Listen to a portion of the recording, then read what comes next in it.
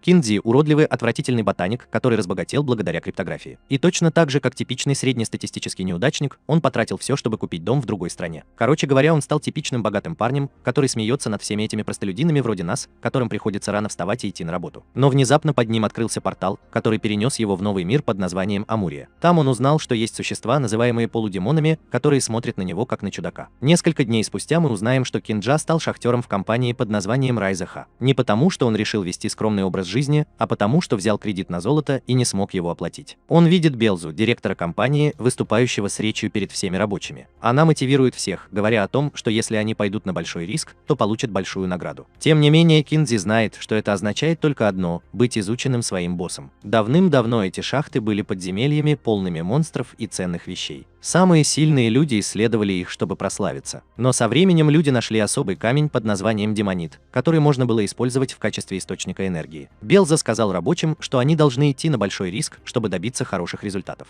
Кинджи понял, что компания Райзаха использует своих работников в своих интересах. Месяц спустя, когда Киндзи работает, к нему приходит начальник, чтобы рассказать о результатах работы за последний месяц. Он начал обвинять Киндзи в том, что тот не выполнил свою норму, что испортило общую производительность их команды. Киндзи объясняет, что болел в прошлом месяце, но его шеф начинает рассказывать всю ту же старую историю. В свое время он работал по 40 часов в день 10 дней в неделю. Это расстраивало Киндзи. Он работает по 16 часов в день, условия жизни хуже, чем у беженца, и он может принимать душ только раз в месяц. Внезапно он услышал, как его коллегу в Анибе обвиняют в том, что он также плохо справляется с работой. Вместо того, чтобы просто наблюдать, Киндзи начал беспокоиться о своей ситуации. Он немного подсчитал и понял, что после выплаты кредита у него осталось не так уж много денег. Размышляя об этом, он уронил золотую монету. Он следует за ней как маньяк, как поступил бы любой разорившийся чувак, и в конце концов находит потайной вход. Позже Киндзи встречает Ваниби и приглашает его в модный бар. Ваниби объясняет, как их шефу стало плохо из-за того, что он пропал, но Киндзи говорит ему не обращать на это внимания. Затем Ваниби спрашивает, как Киндзи может позволить себе выпить в этом заведении, ведь у них одинаковая зарплата. Киндзи отвечает, что он чертовски разорен, и объясняет, что занял немного золота. Затем Ваниби упоминает слухи о том, что у Киндзи есть 10 миллионов долларов, но Киндзи говорит, что это ложь. Это не 10, он должен 20 миллионов. Ваниби понимает, что разговаривает с сумасшедшим парнем, и решает уйти. Но Киндзи останавливает его, упоминая, что он нашел способ заработать сумасшедшие суммы денег. Так же, как и ты, Ваниби хочет перестать быть банкротом и соглашается на сделку. Однако он не ожидал, что это будет включать в себя ознакомительный тур компании. Это дружеский способ сказать, что они будут исследовать шахты и, возможно, найдут монстров. Несмотря на то, что у компании нет страховки на работу, руководитель разрешает им это. Во время подготовки Ваниби объясняет, что углубляться в шахту опасно. Но Киндзи это не волнует, потому что на нижних этажах гораздо больше демонита. И они также получат бонус, если найдут другие виды руды. Ваниби отвечает, что все, кто отправляется на разведку, в конечном итоге погибают. Но Киндзи объясняет, что он нашел секретный вход на 3-й этаж, когда его монета прошла сквозь стену. И он провел весь день, исследуя его, чтобы убедиться, что это безопасно. Эти двое отправляются в подземелье и начинают собирать столько демонита, сколько смогут. Пока они работают, Ваниби благодарит Киндзи за то, что он думает о нем. Но Киндзи ясно дает понять, что Ваниби типичный одинокий неудачник. Но одинокий неудачник все же лучше, чем неудачники, которые объединяются с другими неудачниками. Они собирают много руды и счастливы, думая о деньгах, которые заработают. Когда они пытаются вернуться на поверхность, большой дракон нападает на них из засады и пытается съесть. Мальчики прячутся, а Киндзи расстраивается, что все это скоро закончится. Внезапно он поворачивается к Ваниби, улыбается как ненормальный и просит его сыграть роль приманки. Затем Киндзи пинает его о дракона и убегает. Дракон благодарит за угощение, в то время как Ваниби начинает извиняться перед своими родителями. Внезапно на вершине скалы появляется Киндзи и начинает нести чушь. Дракон представился как Рим, и Киндзи решил заключить сделку. Если Рим будет работать на него и поможет ему заполучить демонов, то взамен Киндзи даст ему столько вкусной еды, сколько он захочет. Рим соглашается на сделку и превращается в меньшую форму. Оказывается, Рим – это девочка. Киндзи гордится собой, думая, что он снова на пути к богатству. Месяц спустя их прибыль значительно возросла, но есть одна проблема. Киндзи не получил никакой прибыли, потому что потратил все свои деньги на еду для Рим. Они с Ваниби решили работать усерднее, чтобы заработать больше денег. Занимаясь этим, они обнаружили помещение, заполненное магическим оружием. Киндзи пытается проанализировать, достаточно ли оно в хорошем состоянии, чтобы его можно было продать, пока Рим не показывает, что это ее туалет. Двое парней приходят в шок, и Киндзи швыряет посох в лицо Ваниби. Он в замешательстве, потому что оружие все еще выглядит довольно чистым. Рим объясняет это тем, что все, что она переваривает, становится магической силой. Рим начинает жаловаться, что она голодна, а Киндзи впадает в панику, потому что ему нечего предложить. Внезапно Ваниби встает и протягивает свой хвост Рим, чтобы она поела. Киндзи в замешательстве, но Ваниби утверждает, что со временем он отрастет снова. Как ни странно, Ваниби просит дать ему следующую команду. Киндзи пытается стряхнуть его с себя, думая, что он сошел с ума. Но Рим объясняет, что Ваниби, вероятно, был загипнотизирован, когда его ударили посохом. Киндзи решает проверить это и обнаруживает, что посох может промывать мозги и гипнотизировать людей. Осознав это, Киндзи решает загипнотизировать всех своих коллег, включая шефа, чтобы заставить их работать на него без остановки. Это увеличивает их прибыль в следующем месяце, что делает Киндзи счастливым. Ваниби понимает, что Киндзи эксплуатирует всех так же, как это делает их компания. Он пытается объяснить ему, что это неправильное преступление использовать в своих интересах своих коллег. Но Киндзи игнорирует его, упоминая, что это повысило эффективность их работы. Однако со временем эта так называемая эффективность начинает снижаться. Именно Рим использует посох, в то время как Киндзи пытается придумать план, как продолжать в том же духе. Он приказал Ванибе купить несколько зелий, чтобы увеличить нагрузку на всех, но Ваниби заявил, что все уже на пределе. Киндзи объясняет, что все должны быть счастливы быть его рабами, но в этот момент посох ломается. Он продолжает объяснять весь свой план по дальнейшему использованию посоха и не замечает, что все вернулись к своему обычному состоянию. Внезапно он замечает, что все смотрят на него, в то время как он смеется как сумасшедший и получает сильную взбучку. Если этого было недостаточно, Рим тоже жалуется, что она голодна. Он просит ее понять его нынешнюю ситуацию, но ее лицо становится злым, когда она упоминает о его обещании, что она может съесть его, если не насытится. На следующий день Киндзи возвращается на работу и узнает, что начальство заинтересовано в нем и Ванибе, потому что они много заработали. Больше денег с ценными демонитами. Они оба получили письмо, в котором говорилось, что их переводят в исследовательский отдел. В этой группе есть разные секции, например, третья группа, которая занимается охотой на крупных монстров. Они считаются элитой и отвечают за расширение зоны добычи полезных ископаемых. После этого мы видим, как Киндзи и Ваниби работают в группе 8, которая помогает охотникам в борьбе с монстрами. Они начинают с уборки подземелий и выполнения мелких работ. Во время работы Ваниби из любопытства открывает сундук в подземелье, откуда вылезает монстр с щупальцами и хватает его. В ответ Киндзи решает отдать часть вещей, которые они собрали, чтобы спасти Ваниби. Позже Киндзи звонит вышестоящий начальник и говорит, что он должен сменить Ваниби, потому что Ваниби в отпуске. Они также говорят, что сокращают зарплату Киндзи за то, что он избавился от вещей компании, чтобы спасти Ваниби. Дома из-за того, что у него не так много денег, Киндзи дает Рим какие-то объедки, хотя она и не в восторге от этого. Внезапно она чувствует запах чего-то вкусного от Киндзи и обнаруживает, что он прячет редкий кусок мяса. Киндзи, который купил его за хорошую цену, не так уж и повезло, потому что Рим съедает его целиком. Это по-настоящему бесит Киндзи. Разъяренный и не имеющий другого выбора, Киндзи получает важную коробку с зельями и возвращается в подземелье работать. Он знает, что это не то, чем он должен заниматься в своей жизни, но у него нет выбора. Во время работы он встречает охотника Райза Ха, который убегает от группы гигантских муравьев. Охотник просит Киндзи пожертвовать собой ради него, но Киндзи не слушает. Вместо этого он присоединяется к охотнику и прыгает в озеро, спасаясь от муравьев. Немного погодя, они добираются до склада Райза Ха, которым управляет старик. Киндзи пытается обратиться за помощью к вышестоящему руководству, но оно ему не верит. Монстры должны были оставаться на своих территориях, а не просто появляться на верхних уровнях. На склад напала стая муравьев, и Киндзи ищет что-нибудь, что могло бы помочь им сбежать. Он находит зелье, которое позволяет им превращаться в муравьев. В подземелье Киндзи понимает, что может разговаривать с муравьями, и решает поговорить с одним из них по имени Муравей А. Он убеждает его восстать против своей королевы, которая плохо с ними обращалась. Киндзи говорит муравью, что он является советником и сторонником муравьев.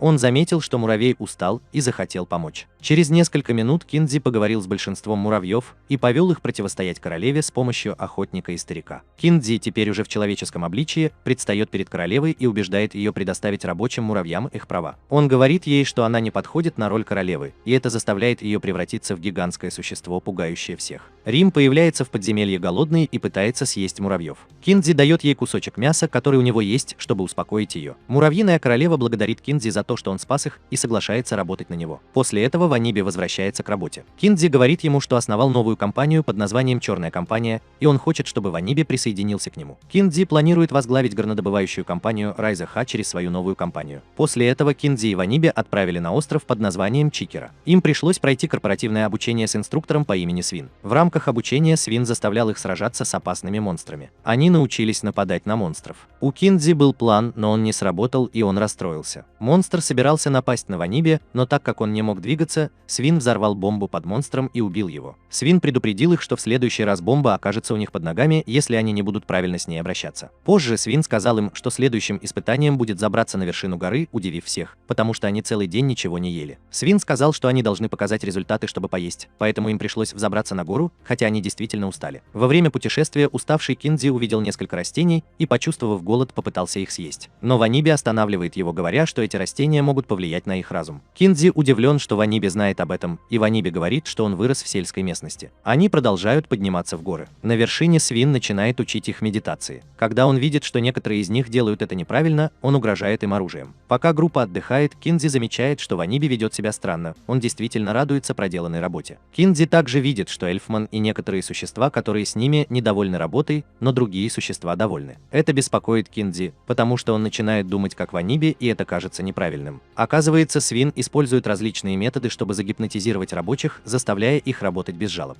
В течение следующих нескольких дней все сотрудники начали работать с удовольствием, став полными корпоративными рабами. Подразделение черных магов использовало мощное заклинание промывания мозгов для гипноза. Кинзи тоже стал рабом и выполнял приказы. Затем леди Белза пришла навестить их и похвалила за то, что у них чистые умы, сказав, что они могут работать вечно. Они все болели за нее и плакали счастливыми слезами. Поросенок объявил, что они закончили обучение и их отправили обратно в компанию на лодке. Перед отъездом им сказали купить дорогие статуэтки, чтобы доказать свою преданность, и все так и сделали. Но когда Кинзи любовался своей статуэткой, кто-то наткнулся на него и разбил ее. Именно тогда Кинзи очнулся от гипноза. Во время путешествия он позаботился о том, чтобы Ваниби проснулся, ударив его кулаком. Они оба поняли, что находятся под гипнозом, и съели растения, которые нашли на горе, чтобы прекратить гипноз свиньи. Это было рискованно для Кинзи, но это сработало. Оказывается, Кинзи оставил некоторые из этих растений в пище магов на острове, что сделало их взбунтоваться и отомстить. Они взорвали весь остров. Через некоторое время Кинзи и Ваниби добираются до офиса исследовательской группы, где работает элитная группа 3. Они встречают Шиа, героиню, которая говорит, что отныне она будет их руководителем. Ваниби очень восхищается ею, что удивляет Шиа. В ответ она краснеет и случайно ударяет Ваниби, отчего он теряет сознание из-за ее сильного удара. Ваниби снова отправили в больницу. Шиа дает Кинджи информацию о различных группах и их графиках работы. Группы, занимающиеся добычей полезных ископаемых, получают базовую зарплату, в то время как группа 3 имеет гибкий график работы и 100% оплату, основанную на результатах. Она также показывает ему магазин, где хранится редкое оружие. Но Кинзи не соглашается, говоря, что компания не очень хороша, потому что они заставляют работников покупать свои собственные предметы, если они не соответствуют стандартам. Шиа бьет его и говорит, что он должен быть счастлив работать в такой замечательной компании. Кинзи чувствует себя неловко. Затем Шиа решает исследовать третий уровень подземелья вместе с Кинзи. Она просит Кинзи победить появившегося монстра, но монстр идет прямо на нее. Шиа демонстрирует свою силу, без особых усилий останавливая гигантского монстра и побеждая его своим мечом за считанные секунды. Когда Кинзи сталкивается с муравьем А, Шиа задается вопросом, почему он не убил его, ведь монстров в подземельях полагается уничтожать. Видя нерешительность Кинзи, она понимает, что он противоречит принципам Райза Ха и пытается уничтожить его. Кинзи зовет Рима, который появляется и отбивает атаку Шаи в голову. Это злит Рим, которая затем превращается во взрослую женщину и побеждает Шаю одним ударом. Через несколько часов Шаю находят связанной, что делает ее злой и беспомощной. Сидя с королевой муравьев и ободом, она угрожает рассказать компании о связи Кинзи с монстрами. Ваниби прибывает на муравье и шокирован и напуган ее угрозами. Но Кинзи решает шантажировать ее, сфотографировавшись с ней членами черной компании, чтобы показать, что она является частью их группы. Он меняет ситуацию и говорит ей, что теперь она будет работать на черную компанию подземелья. Далее мы видим, как Кинзи идет по городу после покупки еды для Рим, когда его останавливают несколько человек, которые заводят его в тупиковый переулок. Там появляется ростовщик из Райза Ха и напоминает Кинзи, что он все еще должен им 5 миллионов. Если он не сможет расплатиться в течение месяца, они убьют его. После этого мы видим, как Кинзи отправляется в подземелье вместе с Ваниби и Шиа, потому что ему нужно найти способ заработать больше денег. Кинзи действительно расстроен, потому что долг слишком велик для него. По пути Шиа использует шанс научить их сражаться с различными монстрами, оставляя Кинзи и Ваниби совершенно обессиленными. Она объясняет, что различные части монстров содержат ману и могут быть использованы для получения наград, но сумма вознаграждения далека от 5 миллионов. Руководители компании обсуждают марш смерти, который приведет к тому, что все добытые демониты и побежденные монстры вернутся все сразу. Во время их путешествия Кинзи приходит в голову идея погасить свой долг, создать ферму монстров, где монстры не будут агрессивными, потому что Рим присматривает за ними. Они бы взяли то, что им нужно, чтобы заработать награду, и позволили бы себе вылечиться. Кинзи счастлив, что начал свой первый бизнес в компании. Шиа сомневается в методах Кинзи, так как он зарабатывает деньги очень легко по сравнению с методами Райза Ха. Однако происходит землетрясение, в результате которого Шиа и Кинзи попадают в новую область подземелья, где она начинает побеждать различных монстров. В то время как Шиа с ее сверхчеловеческими способностями легко убивает монстров более низкого уровня, Кинзи не хочет терять защищать себя, поэтому он поддерживает ее. Появляется могущественный монстр по имени Маджин и начинает нападать на Шиа. Она понимает, что ее привезли сюда, чтобы он мог использовать ее для обретения силы. Если Шиа потеряет свою силу, Маджин замучает ее до смерти. Маджин доказывает свое превосходство и сбивает ее с ног. Шая знает, что ее долг убить Маджина. Киндзи просит камень, который поможет им сбежать, но его можно использовать только для одного человека. Шиа решает использовать камень телепортации на Киндзи, чтобы сбежать, но Киндзи отменяет это. Вместо этого он использует камень и бросает его в Маджина, заставляя его появиться на поверхности и создавая хаос. Киндзи расставляет ловушку для Маджина, зная, что он вернется,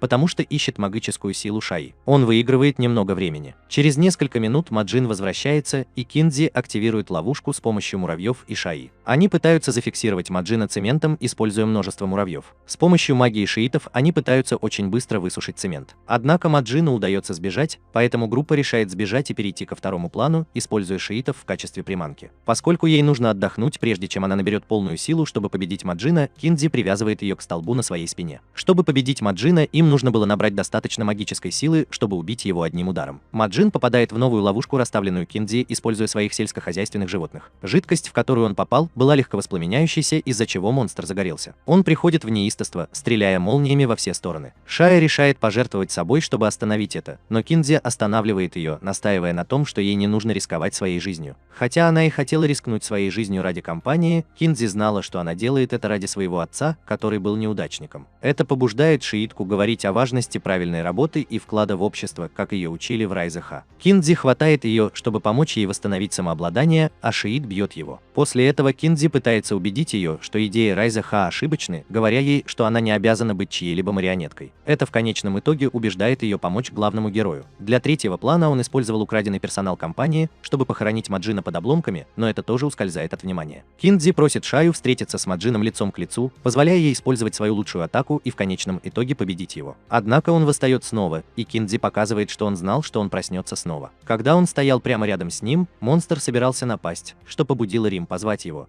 потому что она не хотела, чтобы Киндзи умер, так как он был ее пищей. Рим превращается в своего монстра и уничтожает Маджина одним укусом, положив конец конфликту. Но внезапно под Киндзи и Рим появляется портал, из-за чего они падают, и Киндзи понимает, что это тот же самый портал, который привел его в Зенду. В другой сцене Киндзи просыпается в своем доме в Японии, чувствуя облегчение. Казалось, что прошло совсем немного времени. Он решил расслабиться и посмотреть телевизор. Однако в новостях он заметил, что в городе появился Рим, который искал его. Это заставило всех жителей города начать искать его, чтобы потребовать объяснений. Киндзи начал нервничать. Затем позади него появилась Рим в своем человеческом обличии и попросила у него еды. Внезапно Киндзи проснулся и понял, что все это было сном. Оказалось, что Киндзи и Рим на самом деле перенеслись на 300 лет в будущее Зенды. Перед ним появилась девочка по имени Ранга и сказала главному герою, что человеческая раса находится на грани вымирания и им нужна его помощь. Киндзи был сбит с толку, поэтому он попросил Рим пробить стену, чтобы они могли сбежать. Но он заметил тщательно продуманный город. Люди были вынуждены жить в подземных городах. Появился Зазель, городской лидер, и рассказал, что 300 лет назад корпорация Райзе Ха злоупотребила своей властью и ресурсами, ослабив человеческую расу. Это привело к пробуждению короля демонов, который угрожал захватить мир, используя монстров для управления. Спустя 300 лет их ресурсы начали истощаться, и они не знали, как долго их хватит.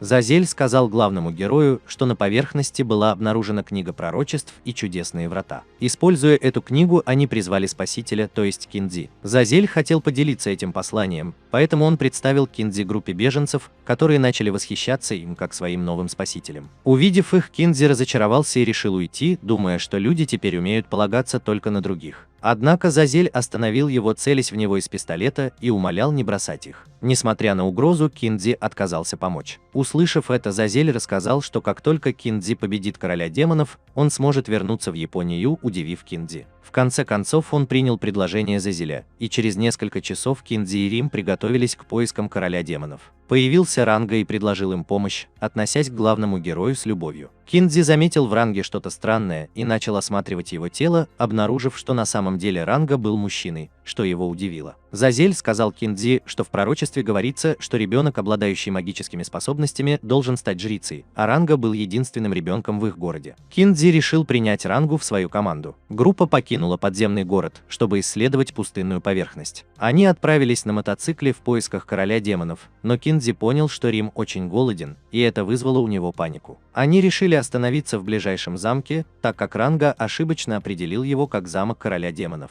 По прибытии Ранга разрушил вход заклинанием, заставив Киндзи удивиться и занервничать. Появился охранник и стал расспрашивать их о повреждениях. Они узнали, что замок на самом деле принадлежал помощнику начальника отдела. Киндзи начал ругать Ранга за то, что тот привел их не в то место. Внутри Рим устроил переполох в поисках еды, и охранник отвел Киндзи и Ранга к начальнику замка. Там они встретили гигантского муравья, и выяснилось, что это был муравей А, которого Киндзи спас много лет назад. Муравей А пригласил их на грандиозный банкет. Муравей А рассказывает, что монстры покинули подземелье, чтобы поработить людей вместе с муравьями после того, как Киндзи покинул их. Однако человек прервал их разговор, пожаловавшись, что монстры эксплуатируют их. Киндзи понимает, что у людей теперь есть постоянная работа. Они работают по 8 часов в день с 2 выходными. Он злится, потому что в этом не было ни капли эксплуатации после того, что он видел 300 лет назад. Муравей А объясняет, что именно Киндзи вдохновил их на честную сделку с людьми и научил их трудовой этике. Однако со временем люди стали ленивыми, и Муравей А печален тем, что не знает, что делать со своими работниками, поскольку их группа занимается основной деятельностью армии. Киндзи спрашивает Муравья А, может ли он встретиться с королем демонов, но ему говорят, что его могут видеть только высокопоставленные лица. Киндзи решает помочь людям снова начать работать, что позволит ему подняться по служебной лестнице и встретиться с королем демонов. Он называет это подземелье «Черная компания будущего». Со временем Киндзи укрепляет армию, мотивируя людей работать усерднее ради награды, которую они могут получить, что приводит к увеличению доходов армии короля демонов. Через несколько дней Киндзи возвращается в подземный город и объявляет, что будет работать на армию короля демонов. Теперь он заместитель начальника отдела армии повелителя демонов. Отныне он будет управлять подземным городом по-своему и обещает, что у всех будет больше мира, чем раньше. Спустя несколько дней группа решила отдохнуть и отпраздновать это событие на горячих источниках. Киндзи был произведен в генералы армии короля демонов. Однако за ними шпионили 3 человека по имени Роу, Пауэр и Халлер, которые были высокопоставленными членами армии короля демонов. Они начали жаловаться на быстрое продвижение Киндзи по служебной лестнице, опасаясь, что их позиции могут оказаться в опасности. Каждый из них решил придумать план, как дискредитировать Киндзи и, возможно, лишить его нынешней должности. Несколько дней спустя Киндзи получил задание от Пауэр выследить нескольких дезертировавших монстров.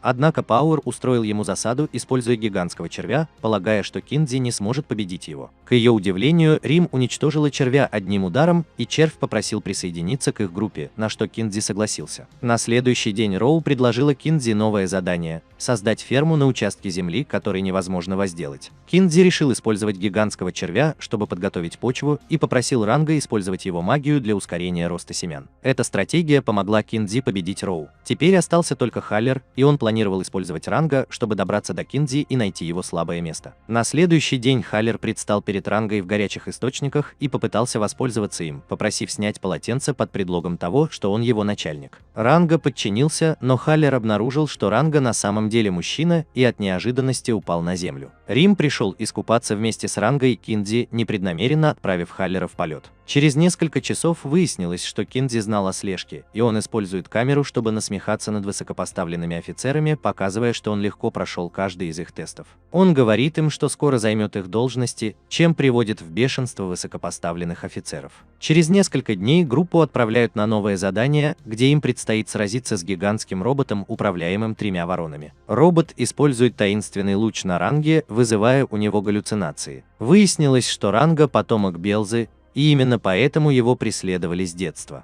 Киндзи помогает Ранге прийти в себя, а Рим побеждает гигантского робота. Киндзи очень рад, потому что скоро его повысят до члена совета за выполнение миссии. Ранга спрашивает Киндзи, нормально ли отступать от определенных вещей, и Киндзи отвечает, что это не всегда плохо, так как это может быть временным отступлением, чтобы обеспечить будущую победу. Ранга вне себя от радости и начинает плакать от счастья. После этой миссии король демонов вызывает Киндзи, и он прибывает в тронный зал вместе с Рангой и Римом. Выясняется, что король демонов на самом деле девушка по имени Скай, и она просит Киндзи спасти мир. Скай показала, что она младшая сестра Рима, чем удивила Киндзи. Она была правительницей бесчисленных монстров, населявших бесплодные земли. Когда она попыталась приблизиться к Киндзи и его группе, ей оторвало голову. Она объяснила, что с тех пор, как Ободок снял ее, она не могла оставаться на месте. Затем Скай трансформировалась в своего монстра, показав, что на самом деле она была Маджином, которого Ободок победил в прошлом. Она объяснила, что она и Ободок были стражами подземелья, ответственными за управление магическими силами в этом мире. Кроме того, их обязанностью было защищать сокровища в подземельях от людей. Рим все это время вела себя пренебрежительно и сказала, что ничего не знает. Скай рассказала об истории планеты, когда цивилизация под названием Колонианцы была на пике своего развития и создала магическую силу. Они контролировали пространство и время. Именно они снова и снова переносили Киндзи сквозь время и пространство. Но после того, как Рим стала проводить много времени на поверхности и забыла о своих обязанностях,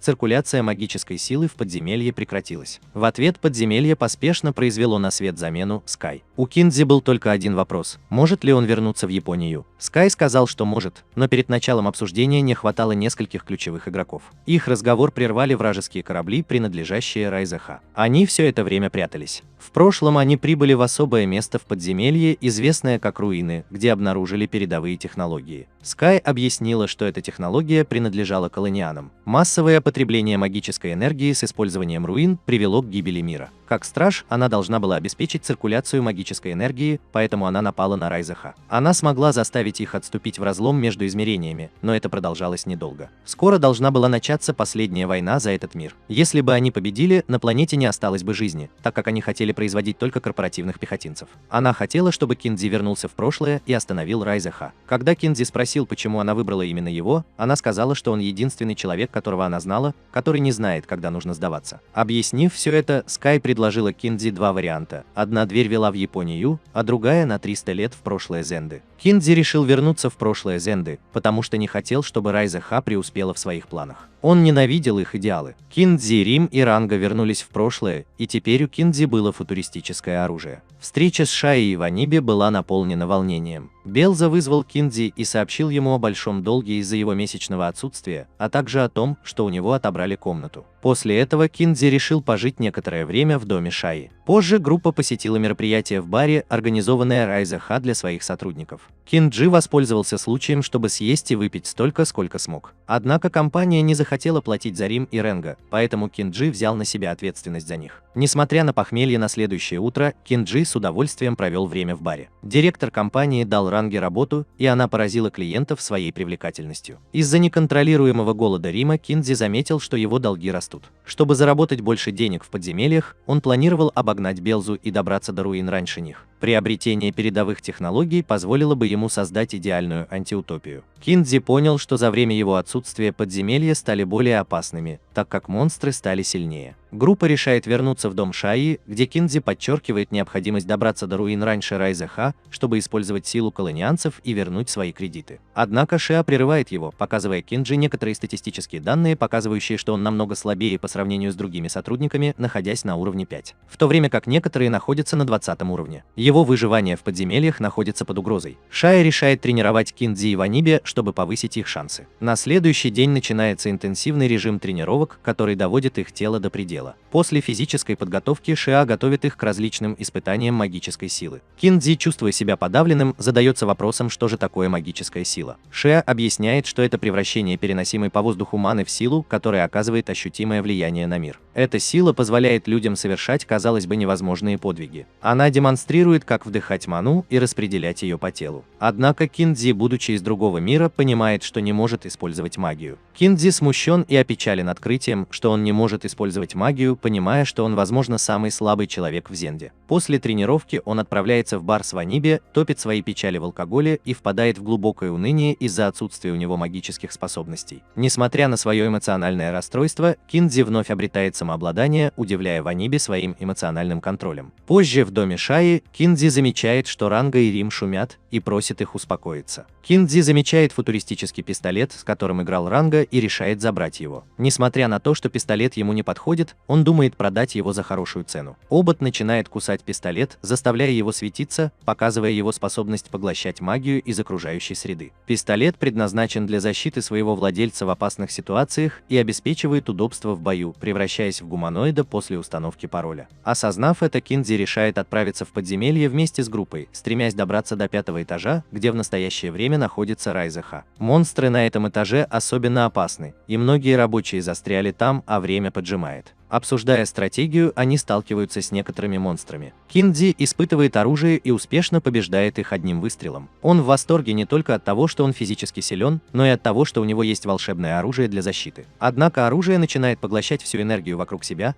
потому что Киндзи не знает, как им управлять, обнаруживая чрезвычайную ситуацию и заставляя одежду, сделанную из маны, распадаться на части. Шиа приходит в ярость из-за Кинджи и дает ему пощечину. В ответ группа связывает Кинджи и делает ему выговор за беспечность. Кинджи, разозленный ненадежностью оружия, обнаруживает, что оно прилипло к нему как настойчивый преследователь. Оружие расстраивается и находится на грани саморазрушения, а Кинджи рискует получить сопутствующий ущерб. Чтобы спасти себя, он решает дать оружию еще один шанс. Позже группа встречает в подземелье команду охотников из Райзе-Ха и решает продолжить спуск вместе с ними. В конце концов, они добираются до разрушенной и заброшенной комнаты. Один из охотников решает поделиться с группой историей. Эта история вращается вокруг героя и мага, которые решили спасти девочку от дракона. Когда они обнаружили монстра, герой одержал победу, но маг предал героя. Впоследствии герой был заключен в тюрьму и не смог воссоединиться с девушкой, которая оказалась его возлюбленной. К сожалению, он погиб из-за горя и отчаяния. После рассказа истории охотник предполагает, что призрак героя может присутствовать в этом подземелье, что приводит группу к предположению, что призрак привел комнату в нынешнее разрушенное состояние. Внезапно появляется множество зомби и начинает атаку. Шиа замечает, что, судя по их снаряжению, они, скорее всего, были искателями приключений, которые остались в этом районе. Шиа пытается остановить зомби, но они быстро поднимаются снова. Им удается захватить одного из охотников, который в конце концов превращается в зомби после укуса. Зомбированный охотник вместе с другими зомби приводит их в их убежище. Шая замечает, что Киндзи тоже был похищен. Рим, полагаясь на свое острое обоняние, выслеживает его и обнаруживает скрытый вход, защищенный магией иллюзии.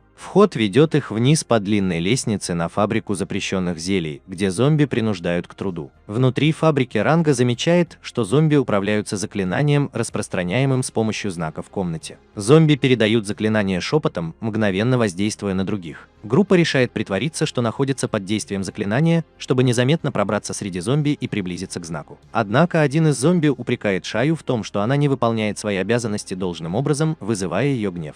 Впоследствии все зомби понимают, что группа просто притворялась, что на нее подействовало заклинание, что побудило их атаковать. Группа сражается с зомби, разрабатывая стратегию, как добраться до контрольного знака. Через несколько минут Ванибе сдерживает орду зомби, создавая путь для Ранга, чтобы добраться до знака и разрушить его. Это действие возвращает зомби в их нормальное состояние, побуждая группу вернуться на поверхность. Рим сообщает им, что Киндзи находится поблизости, и они отправляются на его поиски. По пути Ранга расспрашивает об отношениях Рим с Киндзи, и она объясняет, что раньше она была с ним за едой, но теперь ей нравится проводить с ним время. Шиа отмечает способность Киндзи собирать последователей. В конце концов, они приходят в комнату, где Киндзи отчитывает человека, ответственного за превращение сотрудников в зомби. Оказывается, это тот самый маг из легенды. Она исправляет историю, показывая, что именно герой предал ее. Маг убил дракона, но после этого был брошен героем. В ответ она использовала заклинание барьера, чтобы заточить героя в подземелье. Герой силой вырвался из-за барьера и сбежал, заклеймив мага как предателя. Подвергнутая остракизму и упавшая в социальном статусе, она неустанно трудилась и в конце концов умерла от переутомления. Из-за сходства Киндзи с героем, маг похитил его в попытке промыть ему мозги. Однако Киндзи успешно сопротивлялся ее усилиям. Маг раскрывает, что она терпела непрерывный тяжелый труд до самой своей смерти и планировала вернуться на поверхность, чтобы навязать ту же участь всем людям. Ванибе сообщает ей, что людей на поверхности уже заставляют работать, не покладая рук, и узнав об этом, маг теряет угрызение совести и наконец может обрети покой. Она выражает благодарность Киндзи и прощается с ним. Затем группа посещает магазин Райза Ха в подземелье, которым управляет девушка по имени Синди. Киндзи, поначалу расстроенный качеством одежды, обнаруживает, что отец Синди владел магазином до того, как Райза Ха приобрел его. Синди хочет выкупить магазин обратно, поскольку он имеет сентиментальную ценность. Киндзи решает помочь ей, увеличив поток покупателей. Он также начинает продавать вызывающие привыкание зелья, оставленное призраком мага, которые Синди была вынуждена купить, утверждая, что они сделают покупателей сильнее. Взамен он договаривается о существенной скидке на снаряжение. Через несколько дней магазин Синди набирает популярность, поскольку Кинджи рекламирует зелье по телевидению, что приводит к увеличению доходов. Кинджи радуется перспективе зарабатывать больше денег. Однако адвокаты Райза Ха вмешались, чтобы помешать им продавать зелья, ссылаясь на их незаконные ингредиенты, которые вызывают сильную зависимость, превосходящую пределы, установленные штаб-квартирой корпорации. Осознав ситуацию, Киндзи решает быстро сбежать и предлагает оправдание Синди, несмотря на ее восхищение им. Синди полна решимости самостоятельно разобраться с проблемой магазина и найти решение. Киндзи делится с Шай тем, что Синди относится к тому типу людей, которые могут развиваться самостоятельно, просто им нужна подходящая возможность. Несколько часов спустя Киндзи и группа прибывают на 4-й этаж подземелья, обнаруживая открытое и просторное помещение, удивляющее их, когда они впервые ступают на этот этаж. В первый раз это напоминает лес с небом над головой. Через несколько часов мальчики обнаруживают, что спасаются бегством от нескольких гигантских монстров. Быстро вскакивая на ноги, Киндзи разбрызгивает клей по земле, заставляя монстров остановиться и облегчая Шаю задачу победить их. Позже они сталкиваются с поисковой командой Белзы на 5-м этаже,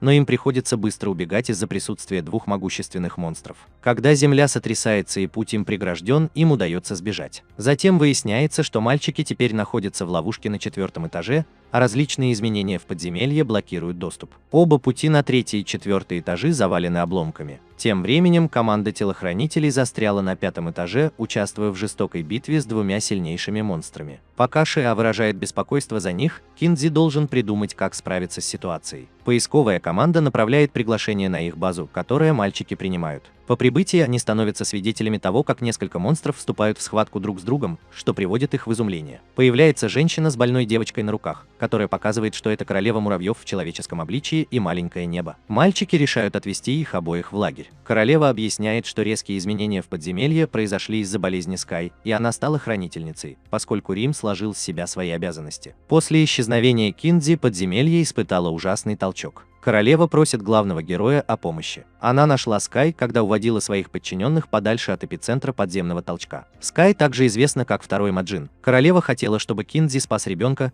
поэтому подземелье восстановлено в своем первоначальном состоянии. Тем временем Рим чувствует вину за то, что вызвал болезнь Скай, и покидает базу, чтобы поохотиться за едой. По возвращении Скай отвергает предложение Рима отведать особого мяса, которое она принесла, и в ярости королева пытается успокоить ее. Королева не знает, почему она была такой жестокой. Затем Рим попросила королеву передать ее ей, чтобы она могла подержать Скай, но Скай отвергла ее и попыталась укусить. Королева сказала, что возможно это из-за того, что Рим однажды победила ее, поэтому она боится ее. Рим выходит на улицу подышать свежим воздухом, и Киндзи спрашивает ее, почему она была такой грустной. Рим признается ему в чувстве вины за то, что пренебрегла своими обязанностями, и просит его помочь вылечить Скай. Киндзи соглашается помочь. На следующий день он собирает группу, чтобы объяснить им, как стабилизировать подземелье, изменив его. Киндзи был рад возможности передать все под свое личное управление. Группа работает в разных районах зоны, чтобы переместить монстров подземелий на их соответствующие позиции. Они переместили водных монстров в их среду обитания, чтобы они могли восстановить свою нормальную силу. Рим остается здесь, чтобы заботиться о Скай, которая все еще не до конца принимает ее. Скай внезапно заболела после того, как закатила истерику, и Рим пытается помочь, кладя ей на голову ледяную глыбу, но она быстро тает.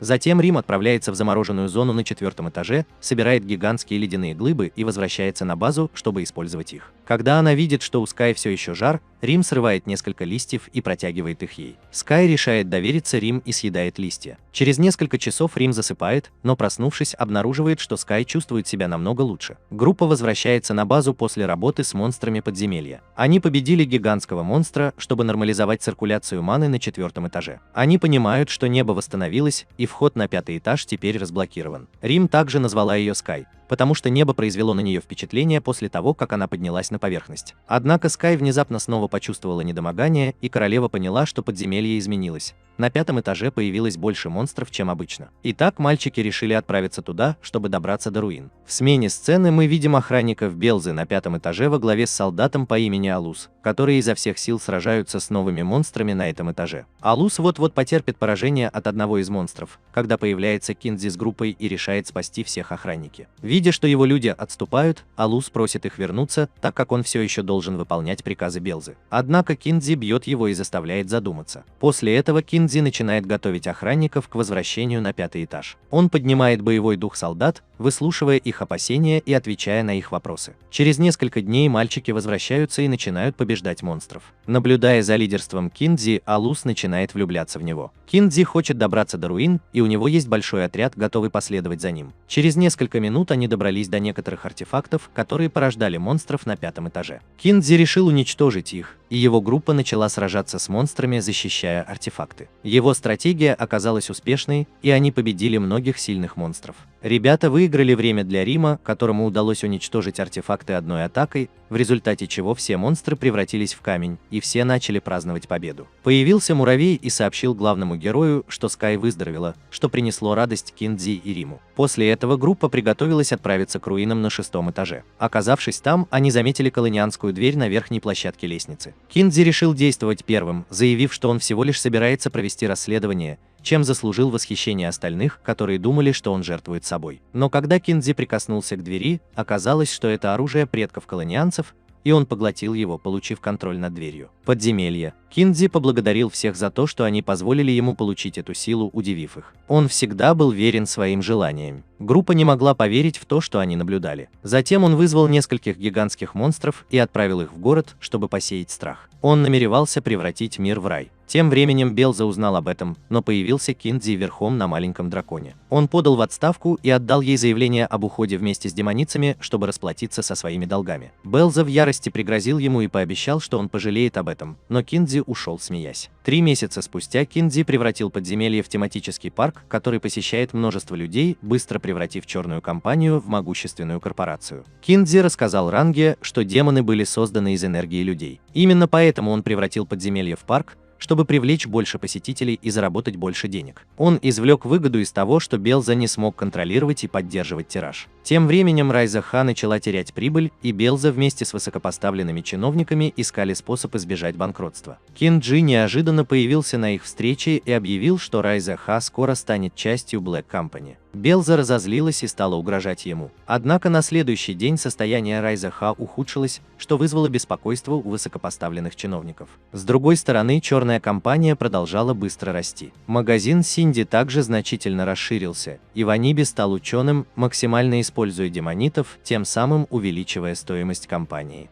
Расстроенный и сердитый на Киндзи, Белза пьет в баре. Напившись, она решает вернуться домой и встречает Ранга, который прямо говорит ей, что она никогда не получит контроль над силой подземелья. Ранга указывает на то, что Белза уже проиграла Киндзи, и насмехается над ней за то, что она нелюбима, приводя Белзу в бешенство. В порыве ярости она швыряет в него своей сумкой, но Ранга умело возвращает сумку, ударив по ней своим посохом, непреднамеренно попав Белзе в лицо. Затем Ранга уходит, оставив Белзу кипеть от злости. Собирая разбросанные бумаги из сумки, Белза находит досье Шаи и решает использовать его как рычаг давления на Киндзи, поскольку Шая продолжает работать на Райза Ха. Белза, используя давление Шаи, заставляет ее раскрыть все незаконные действия, совершенные Киндзи в Райза Ха, что приводит к Киндзи. Он арестован за нарушение нескольких законов. История приобретает новый поворот, когда Белзу и нескольких членов Райза Ха вызывают для дачи показаний, чтобы представить все необходимые доказательства против Киндзи. Белза манипулирует шиитами, утверждая, что рабочим было хуже при черной компании. В прессе Белза утверждает, что Киндзи – король демонов, сравнивая его с литературой. Ваниби и Ранга, присутствующие на конференции, в ужасе от перспективы применения к Киндзи закона об угрозе человечеству. Тем временем Киндзи оказывается запертым в комнате для допросов, подвергаясь пыткам со стороны специального следователя по имени Сари, который надевает на него специальный костюм, отключающий внешнюю магическую силу. После долгих часов страданий Шиа навещает Киндзи. Видя, что его состояние ухудшается, она использует магию, чтобы исцелить его. его. Извиняясь перед Киндзи, она верит, что поступала правильно. Однако он убеждает ее не винить себя, заверяя, что он не сдался, и его решимость бороться остается неизменной. В другой сцене Ваниби собирает группу в Black Company и рассказывает, что Киндзи оставил им руководство по действиям в чрезвычайных ситуациях. Они решают использовать его, чтобы освободить его. Месяц спустя в Rise H проходит собрание акционеров, на котором обсуждаются должности в компании. Организатор упоминает, что Кинджи станет следующим главой Rise H, что удивляет Белзу. Ваниби и Ранга прерывают собрание, сообщая, что Black Company приобрела долю в стоимости Rise H, что дает им определенный процент власти среди акционеров. Это обеспечивает Кинджи большинство голосов, чтобы стать новым лидером. Кинджи приходит на собрание в сопровождении Шаи и Сари, которые утверждают невиновность Кинджи. Шая приводит доказательства, опровергающие его предполагаемые преступления. В результате Кинджи становится главой компании, и Белза вынужден работать под его началом. Со временем Киндзи возвращает себе всю власть, которой он когда-то обладал, но в присутствии Ваниби его поведение становится странным. Ваниби вспоминает предыдущее заявление Киндзи о том, что он чужак. И это наводит его на мысль, что Киндзи готов вернуться в Японию после завершения своей миссии. Однако Киндзи удивляет всех, сообщая, что у него нет намерения покидать Зенду. Он понимает, что его жизнь становится более приятной, когда у него есть цель, и планирует путешествовать, открывать новые подземелья по всей Зенде, чтобы получить больше власти. Поделившись своим решением, Киндзи решает продолжить празднование. На следующий день он возвращается в зону добычи полезных ископаемых, где он изначально начал работать, и проходит через секретный вход, чтобы подняться на 3-й этаж. Там он вновь находит монету, которую потерял